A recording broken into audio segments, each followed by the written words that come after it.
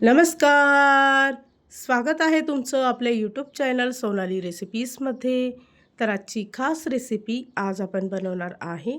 उन्हाळा विशेष बनवूया थंडगार काजूचं सरबत. खूपच टेस्टी आणि हेल्दी रेसिपी आहे. फक्त 10 मिनिटांमध्ये ही रेसिपी तयार होते.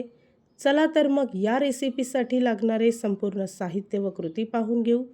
काजूचं सरबत बनवण्यासाठी इथे मी काजूची फळं घेतली आहे. फळं चांगली पिकलेली घ्यायची. त्यानंतर त्याच्यावरील काजू काढून सर्व काजूची फळं सुरीच्या साहाय्याने बारीक कट करून घ्यायचे आहे.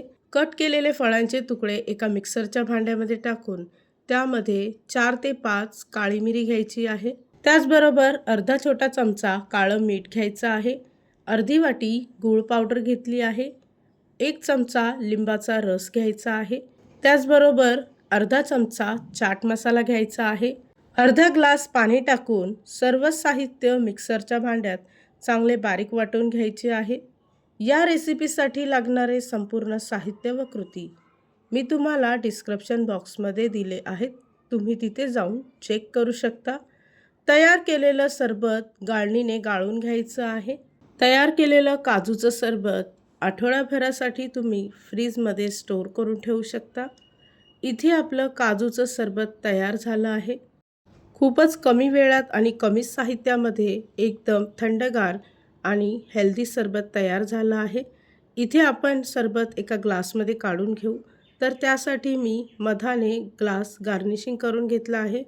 त्यामध्ये 7 ते 8 बर्फाचे खडे टाकून तयार केलेलं काजूचं सरबत यामध्ये ओतायचं आहे.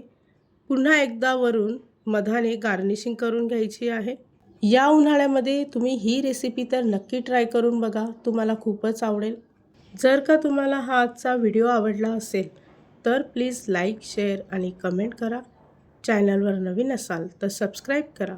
सबस्क्राईब केल्यामुळे काय होईल, जेव्हा मी रेसिपीचा नवीन व्हिडिओ अपलोड करेल तर त्याचं नोटिफिकेशन तुमच्या मोबाईलवर येईल. आणि पुन्हा भेटूया आपण अशीच एक रेसिपी घेऊन.